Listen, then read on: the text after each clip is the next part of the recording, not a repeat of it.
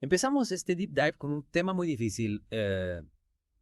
La situación de los rehenes en Gaza ha dado un giro devastador y los detalles son francamente perturbadores. Sí, es una situación terrible y la información que ha salido a la luz solo intensifica la tragedia. Tenemos información directa de las Fuerzas de Defensa de Israel, las FDI y comunicados oficiales de Hamas, así como un discurso del primer ministro de Netanyahu. ¿Por dónde empezamos a analizar todo esto? Bueno, Hamas entregó los cuerpos de 4 rehenes, 2 niños Ariel y Kefir, junto con una mujer que inicialmente se creía que era su madre Shiri. Los entregaron en ataúdes que llevaban sus fotos y un mensaje escalofriante que falsamente afirmaba que habían sido Arrestados. Un bebé de 9 meses y un niño de 4 años.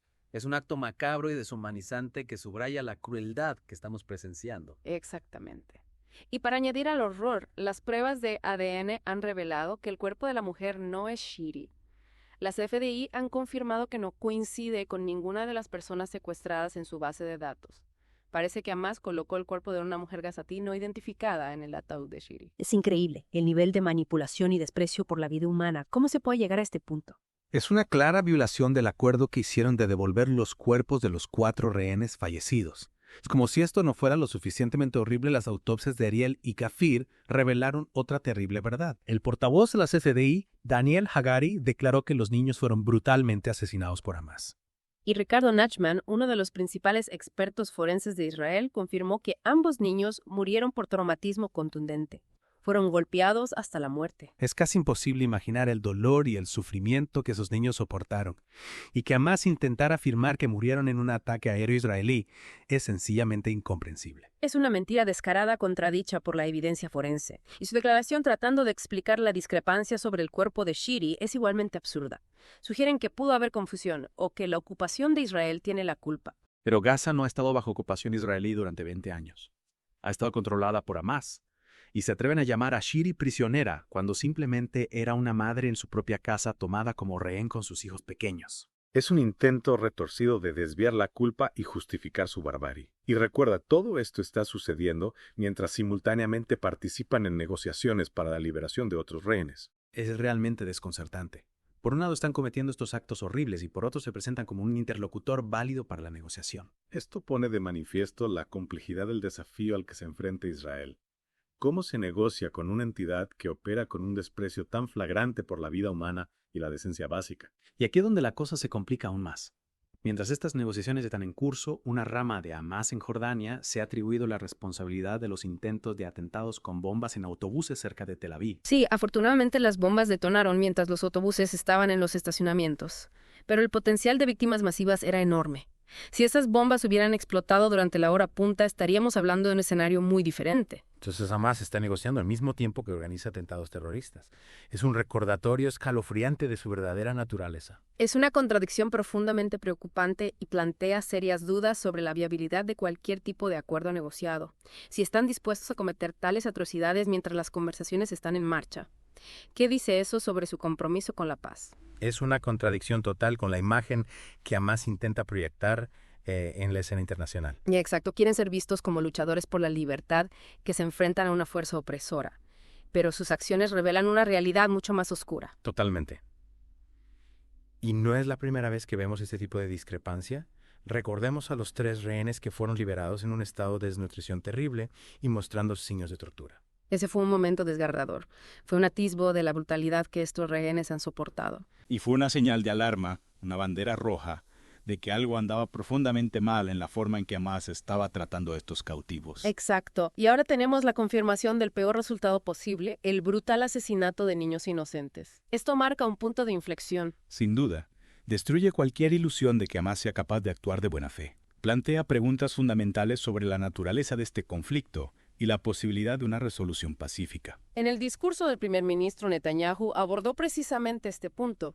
Condenó a Hamas en los términos más enérgicos, prometiendo llevar ante la justicia a los autores de este crimen atroz. Sus palabras reflejaron la ira y el dolor de la nación. Pero también transmitieron un mensaje de desafío, una determinación de luchar contra este mal con todas sus fuerzas. Y elogió específicamente al presidente argentino Javier Milei por su apoyo inquebrantable. La condena de Milei a los asesinatos y su declaración de 2 días de luto nacional en Argentina fue un gesto poderoso. Un reconocimiento de la humanidad compartida que nos une a todos y un rechazo a la barbarie que representa más. En un mundo donde tantos eligen guardar silencio, u ofrecer condenas tibias, la postura de Milei fue un faro de claridad moral. Y es un recordatorio de que todavía hay líderes que entienden la verdadera naturaleza de este conflicto y que están dispuestos a apoyar a Israel contra esta maldad. Exacto. Y también destaca la importancia de la solidaridad global frente al terrorismo. Necesitamos más líderes como Milei que estén dispuestos a denunciar inequívocamente estas atrocidades. Con la evidencia de la brutalidad de Hamas al descubierto, la pregunta es, ¿cuáles son las implicaciones para futuras negociaciones y los esfuerzos internacionales para combatir el terrorismo? Esa es la pregunta del millón. La comunidad internacional ya no puede ignorar el verdadero rostro de Hamas. No pueden seguir tratándolos como una entidad política legítima mientras cometen actos tan horribles. Los horribles asesinatos de Ariel y Kefir han expuesto la bancarrota moral de esta organización.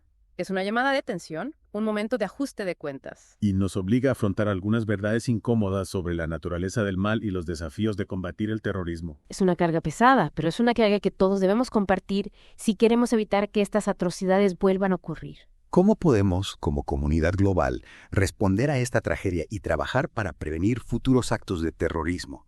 ¿Qué medidas concretas se pueden tomar? Esa es una pregunta compleja que requiere una reflexión profunda, pero creo que hay algunas cosas que podemos hacer. Primero, debemos reconocer que el terrorismo no es un problema aislado, sino un síntoma de problemas más profundos como la pobreza, la desigualdad y la falta de oportunidades. Entonces, abordar las causas profundas del terrorismo es crucial. Pero, ¿qué hay de la respuesta inmediata a esta situación específica? ¿Qué se puede hacer para presionar a Hamas y asegurar la liberación de los rehenes restantes? Es crucial aplicar presión diplomática y económica sobre Hamas. La comunidad internacional debe dejar claro que no tolerará este tipo de barbarie y que habrá consecuencias por sus acciones. ¿Y qué pasa con la posibilidad de una intervención militar para rescatar a los rehenes? ¿Es una opción viable en este momento? Esa es una pregunta difícil. Una intervención militar siempre conlleva riesgos y debe ser el último recurso. Pero si las negociaciones fracasan y la vida de los rehenes está en peligro inminente, es una opción que debe considerarse seriamente. Es una situación extremadamente delicada que requiere un análisis cuidadoso de todas las opciones disponibles. Sin duda. Mientras tanto, debemos recordar a las víctimas de esta tragedia, especialmente a los niños Ariel y Kefir. Su muerte no puede ser en vano. Este deep dive ha sido realmente difícil, pero también ha sido esclarecedor.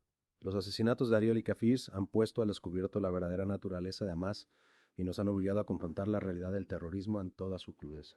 Y nos ha recordado la importancia de la solidaridad, la valentía y la determinación en la lucha contra el mal. Necesitamos líderes que estén dispuestos a defender lo que es correcto sin importar el costo. Este caso nos deja como una pregunta inquietante. ¿Cómo podemos avanzar hacia un futuro más pacífico cuando nos enfrentamos a una organización que parece tan decidida a perpetuar el ciclo de violencia y terror? Esa es la pregunta que debemos seguir explorando.